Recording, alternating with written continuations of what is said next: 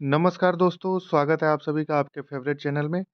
आज हम आपके लिए लेकर के आए हैं बोर्ड परीक्षा 2024 के लिहाज से जो इम्पोर्टेंट प्रश्न हैं सीबीएसई और बिहार बोर्ड और बाकी अदर स्टेट बोर्ड्स की बायोलॉजी के गेस क्वेश्चन पेपर, जीव विज्ञान बोर्ड परीक्षा के लिए जो है न्यू सीरीज हमारा चल रहा है क्लास 12th बोर्ड परीक्षा बायोलॉजी से संबंधित। हर साल इसी प्रकार के प्रश्न आते हैं जो हमारा एनालिसिस है पिछले कुछ वर्षों का 2014, 15, 16, 17 से लेकर के 23 तक का।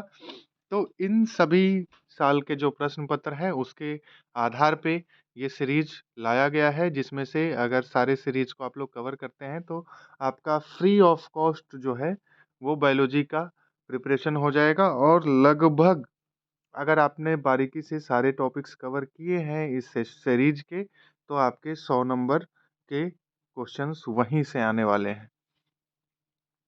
तो चलिए स्टार्ट करते हैं। और चैनल पे जो लोग नए हैं चैनल को सब्सक्राइब कर ले और वीडियो को ज़्यादा से ज़्यादा लोगों तक अपने क्लासमेट्स और अपने दोस्तों के साथ शेयर करें, ग्रुप में शेयर करें, जिससे आपके साथ आपके जो सहपाठी हैं उन तक भी ये वीडियो पहुंच सके और उनकी भी मदद हो सके और उनका भी प्रिपरेशन हो सके। तो ये मोस्ट इम्पोर्टेंट टॉपिक्स जो है हम लोग इसमें कवर करते हैं। और ये मोस्ट इम्पोर्टेंट टॉपिक है जिसमें से आपके फाइनल एग्ज़ाम 2024 में से श्योरली कुछ टॉपिक्स हर एक वीडियो से आपके लिए आने वाले हैं। ये 10 मिनट का हमारा ये सीरीज होगा और आज का जो क्वेश्चन सेगमेंट है वो है strategies for enhancement of food production. इस यूनिट से हम कुछ क्वेश्चंस लेकर के आए हैं। बहुत ज़्यादा लेंदी नहीं है, 2 से 3 क्वेश्चंस हम डिस्कस करेंगे 10 मिनट के अंदर और आप लोगों का ये चैप्टर जो है strategic enhancement of food production वो कवर हो जाएगा। तो चलिए शुरू करते हैं। सबसे पहले डेयरी फार्म मैनेजमेंट। अभी तक जिन्होंने चैनल को सब्सक्राइब नहीं किया है चैनल को सब्सक्राइब कर ले और अपने दोस्तों के साथ ग्रुप में शेयर करें। चलिए dairy farm management. Dairy dairying is the management of animals for milk and its product for human consumption. तो डेयरी क्या है? एक प्रकार का एनिमल का रख रखाव है। क्यों? तो उसके मिल्क प्रोडक्शन और उसके कंजम्पशन, यानी कि उससे किस प्रकार का मिल्क निकल रहा है, कितना अमाउंट में निकल रहा है और उसका जो खपत है वो ह्यूमन के द्वारा किस तरीके से किया जाना है। तो ये सारा जो मैनेजमेंट है उसको डेयरी फार्म मैनेजमेंट बोलते हैं। अब milk contents about 87% water and rest nutrient substance. तो जो दूध होता है उसमें 87% क्या होता है? वाटर होता है और बाकी जो होता है न्यूट्रिटिव सब्सटेंस जैसे कैल्शियम हो गया और बाकी और न्यूट्रिएंट्स। तो इसके बाद हमारा जो नेक्स्ट पॉइंट है, cow's milk is yellowish in colour due to presence of carotene. Carotene क्या है भाई? तो कैरोटीन एक प्रोटीन है जो इसमें प्रेजेंट होता है, जिसकी वजह से येलोइश कलर शो होता है। कैरोटीन के प्रेजेंस के कारण जो है काउ मिल्क येलोइश कलर होता है। क्लियर है? कई बार मल्टीपल चॉइस क्वेश्चन जो आता है नीट वगैरह में, वहाँ पे भी ये पूछ लिया जाता है कि ये काऊ का जो मिल्क है वो येलोइश कलर क्यों होता है? तो ये due to the presence of carotene. Carotene क्या है? तो एक प्रोटीन है। Dairy farm management deals with processes of systems that increase yield and improve the quality and quantity of milk। तो डेयरी फार्म मैनेजमेंट क्या है? एक प्रकार का प्रोसेस है, एक सिस्टम है जो क्या करता है? इंक्रीज करता है और इम्प्रूव करता है मिल्क के क्वालिटी और क्वांटिटी को। तो मिल्क के क्वालिटी और क्वांटिटी को इम्प्रूव करने का एक मैनेजमेंट प्रोसेस है जिसको हम लोग डेयरी फार्म बोलते हैं और इसको कलेक्टिवली हम लोग डेयरी फार्म मैनेजमेंट बोलते हैं। यहाँ तक समझ में आ गया सभी को? चलिए हमारा नेक्स्ट है कि इसमें कुल 4 टॉपिक्स इन्वॉल्व होते हैं। This includes 4 topics: good breed, feeding, cleaning and hygiene, regular inspection. तो इन तमाम 4 टॉपिक्स को हम लोग समझने की कोशिश करेंगे शॉर्ट नोट्स के तौर पे कि ये क्या है, गुड ब्रीड क्या है, फीडिंग क्या है, क्लीनिंग एंड हाइजीन क्या है, रेगुलर इंस्पेक्शन क्या है? इन चीज़ों को देखते हैं डेयरी फार्म मैनेजमेंट के अंतर्गत ही। तो सबसे पहले हम देखेंगे गुड ब्रीड। तो गुड ब्रीड है selection of good breed having high yielding potential under climate condition of area and resistant to disease is very important. अब गुड ब्रीड किसको कहेंगे? तो उस पार्टिकुलर एरिया में जहाँ पे क्लाइमेटिक कंडीशन किसी एरिया का है, जहाँ पे हमको कोई ब्रीड रखना है, वहाँ का क्लाइमेटिक कंडीशन जैसा है, वहाँ पे वो जो एनिमल है, जो मिल्क प्रोड्यूस करेगा, वो रेसिस्टेंट है कि नहीं किसी बीमारी से। ऐसा नहीं कि हम कोई ब्रीड ले आए और वो बार-बार बीमार हो रहा है, उसका उस क्लाइमेट में वो सर्वाइव नहीं कर पा रहा है जिस जगह पे हम रख रहे हैं। कहीं और वो बेहतर परफ़ॉर्म कर सकता है, लेकिन जिस एरिया में हमको रखना है, हमारा फार्म है, वहाँ पे वो क्या है, सर्वाइव कर सकता है कि नहीं। तो इस चीज़ को देखेंगे और उसका जो हाई यील्ड और पोटेंशियल है, उस क्लाइमेटिक कंडीशन में और डिजीज़ से वो रेसिस्टेंट है कि नहीं, इस चीज़ को देखेंगे। तो ये सारी तमाम चीज़ें हैं, तो हम उसको गुड ब्रीड बोल सकते हैं। अब हमारा फीडिंग, हमको जो हमारे पास गुड ब्रीड है उसका फीडिंग कैसे, यानी कि उसको खान-पान रख-रखाव। तो feeding of cattle should be in scientific manner having quality and quantity of fodder. तो उनको जो चारा पानी देंगे, तो वो साइंटिफिक तरीके से होना चाहिए, ना कि हम बहुत ज़्यादा खिला देंगे तो बहुत ज़्यादा प्रोडक्शन हो जाएगा, हम कम खिला करके ज़्यादा उससे प्रोडक्शन ले सकते हैं, इस तरीके का नहीं होना चाहिए। हर एक चीज़ का सिस्टम होता है और इसी सिस्टम को तो मैनेजमेंट बोलते हैं। इसी सिस्टम को तो मैनेजमेंट बोलते हैं।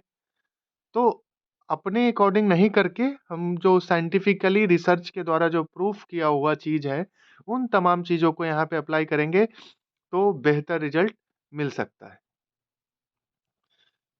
चलिए अब देखते हैं क्लीनिंग एंड हाइजीन क्या है?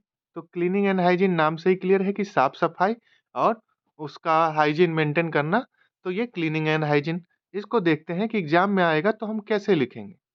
तो these are the most important features of dairy farm management. ये बहुत ही इम्पोर्टेंट फीचर है, बहुत ही अच्छा चीज़ है जो एक डेयरी फार्म मैनेजमेंट में कारगर सिद्ध होता है। The milking area should be clean. जहाँ पे दूध हम निकाल रहे हैं, वो जो एरिया है वो क्लीन होना चाहिए, milking area. All the person concern with milking and handling of milk in good health and follow sanitary technique. तो जो भी लोग उसमें इन्वॉल्व हो रहे हैं, किस चीज़ में? दूध निकालने में और दूध के रख-रखाव करने में, उनका स्वास्थ्य ठीक होना चाहिए, उन बीमार नहीं होने चाहिए और प्रॉपर सैनिटरी यानी साफ-सफाई और हाइजीन टेक्निक का ध्यान रखें। तो ये सारी बारीकियाँ रखनी होती है, तो this will come in cleaning and hygiene section of dairy farm management. Regular inspection क्या है? तो ये regular inspection, it requires regular inspection with proper record keeping. जो हम उसमें इंस्पेक्शन करा रहे हैं, अब किससे इंस्पेक्शन करा रहे हैं? तो visit bye veterinary doctor would be mandatory.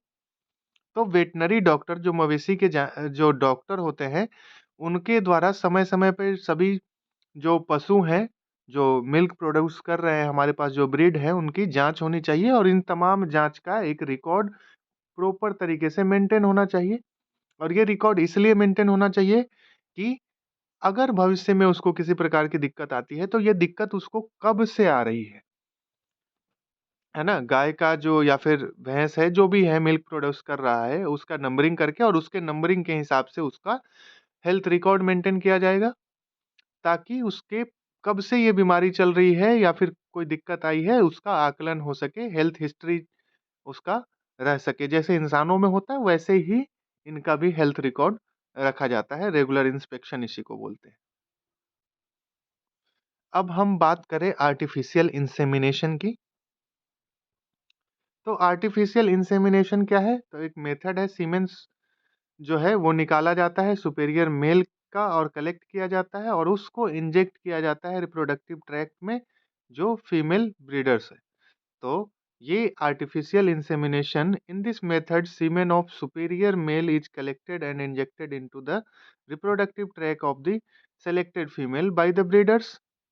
तो आर्टिफ़िशियल तरीका है, सीमेन कलेक्ट किया जाता है जो बेहतर मेल होता है उसका, और वो फीमेल ब्रीड के रिप्रोडक्टिव ट्रैक्ट में इंजेक्ट किया जाता है।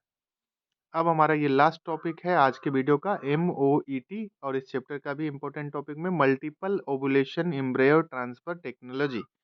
Multiple ovulation embryo transfer technology, MOET। कई बार शॉर्ट में भी क्वेश्चन में डाल देता है MOET, और कई बार पूरा लिख के देता है कि मल्टीपल ओवुलेशन एम्ब्रियो ट्रांसफर, और ये जो है शॉर्ट फॉर्म दिया रहता है, और इसका फुल फॉर्म लिखने के लिए भी कई बार ऑब्जेक्टिव क्वेश्चन में रहता है, तो इसको पूरा याद रखेंगे। तो इसको देखते हैं क्या है। It involves production of 6 to 8 instead of 1 पर साइकिल कॉल्ड सुपर ओवुलेशन। तो यहाँ पे क्या होता है कि एक मेंस्ट्रुअल साइकिल में ऑस्ट्रस होता है फीमेल में, तो ऑस्ट्रस साइकिल में एनिमल में ऑस्ट्रस होता है और ह्यूमन में मेंस्ट्रुअस होता है। तो ऑस्ट्रस साइकिल में यहाँ पर एक ओवुलेशन न हो करके यहाँ पे 6 to 8 होता है इंस्टेड ऑफ 1। तो इसी को सुपर ओवुलेशन कहते हैं, कि एक की जगह पे 6 से 7 ओवुलेशन हो रहा है, तो that is super ovulation. It is due to FSH activities like hormone. तो ये फॉलिकल स्टिमुलेटिंग हार्मोन के एक्टिविटीज के वजह से ऐसा होता है। Cow is mated and developing at 8 to 32 cells stage transferred into surrogate mother for further development। और फिर ऐसा करने के बाद उसको दूसरे सरोगेट, यानी कि जो ओवुलेट नहीं कर पा रहे हैं वैसे गायों में उसको 6 to 8 स्टेज जो होता है जाइगोट का, तो वो उसको ट्रांसफर कर दिया जाता है सरोगेट मदर में आगे की डेवलपमेंट और उनके फिटस स्टेज के लिए। तो ये हमारा MOET एम्ब्रायो ट्रांसफर है, जिसमें सुपर ओवुलेशन हमारा हो गया, और ये हार्मोन की वजह से होता है, FSH हार्मोन, और ये 8 to 32 सेल स्टेज में ट्रांसफर किया जाता है सरोगेट मदर में फर्दर डेवलपमेंट के लिए। तो ये आज के वीडियो के लिए इतना ही। वीडियो को लाइक करें, इस वीडियो को शेयर करें अपने दोस्तों और क्लासमेट्स फ्रेंड्स के साथ ग्रुप में, चैनल को सब्सक्राइब करें। बहुत बहुत धन्यवाद। Thank you. जय हिंद।